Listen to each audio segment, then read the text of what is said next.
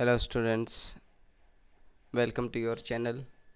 आज हम NCERT class 8th chapter number 9 the great stone face 1 के क्वेश्चन आंसर्स डिस्कस करेंगे। शॉर्ट आंसर टाइप क्वेश्चन है इसके अंदर। Question number 1, what is the significance of great stone face.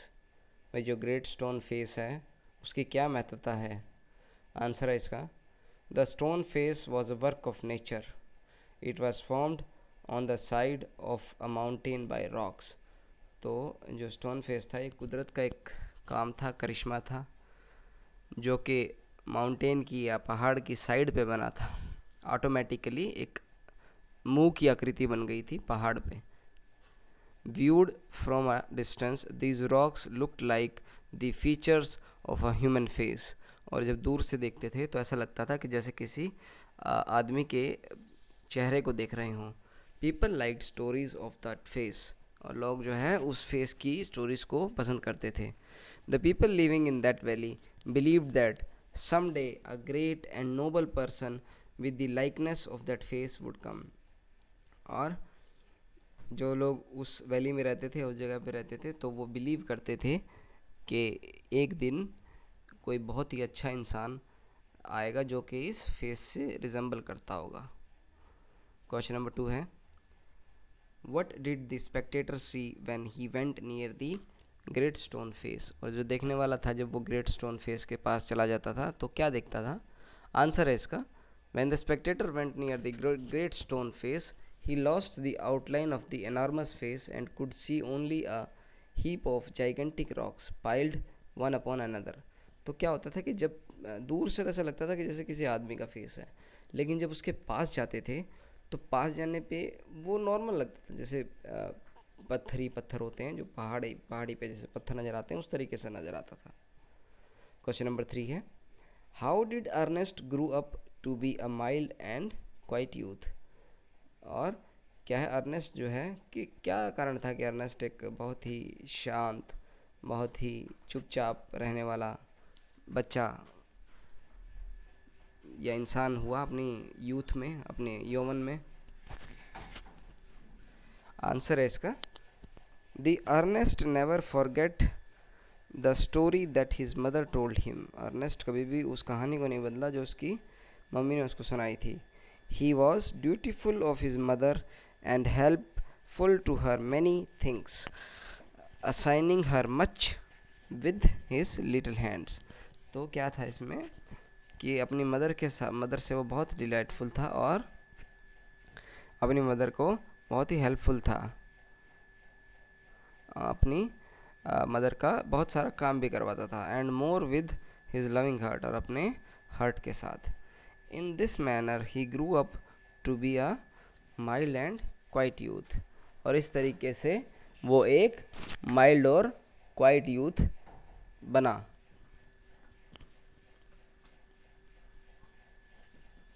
Question number 4 है, how did gather gold became rich.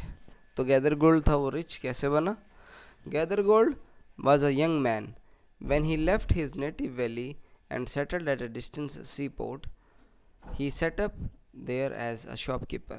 तो gather gold जो था वो एक जवान आदमी था, यंग था, और जब अपनी वो गांव को छोड़ के जहाँ वो रहता था वहाँ से चला तो वो एक सी पोर्ट यानी कि एक समुद्र तट के किनारे पर बसी हुई जगह पे जाके रहा, और वहाँ पे वो शॉपकीपर बन गया, दुकानदार बन गया।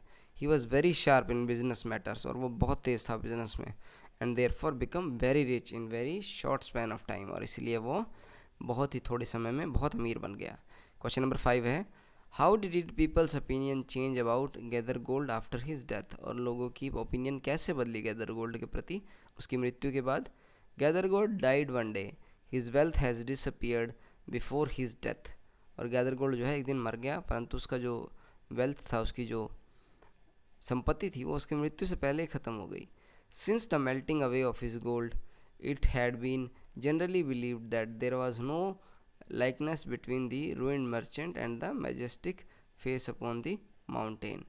लेकिन ज़्यादातर ये बिलीव किया जा सकता था, करते थे कि भाई जो मर्चेंट जो ये बर्बाद हुआ है और ये मेजेस्टिक फेस है जो जो उस पहाड़ी पे फेस नज़र आता है, इसका कोई रिलेशन है नहीं वैसे।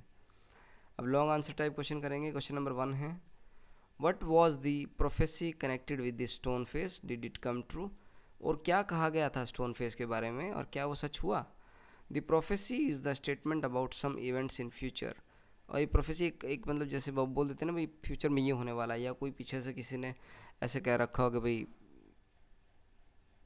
एक फ्यूचर के बारे में बता देना। जैसे आज मैं कह दूं कि आप लोग जो हैं बहुत ही अच्छे इंसान बनेंगे, अब आईएएस अफसर बनेंगे, या आप बहुत ही सक्सेसफुल बिजनेसमैन बनेंगे, तो मैंने ये पहले से बता दिया भाई आप जो हैं, जो भी इस वीडियो को देख रहे हैं, वो बहुत सक्सेसफुल बनेंगे जीवन में, तो उसको बोलते हैं prophecy. The people of the valley believe that the stone face was auspicious for them, it made the land fertile with its gaze. तो वहाँ के जो लोग थे उस वैली के, वो ये सोचते थे या समझते थे या मानते थे कि जो स्टोन फेस है उसकी ही वजह से उनकी जो लैंड है वो फर्टाइल है, क्योंकि वो ऊपर से देखता रहता है।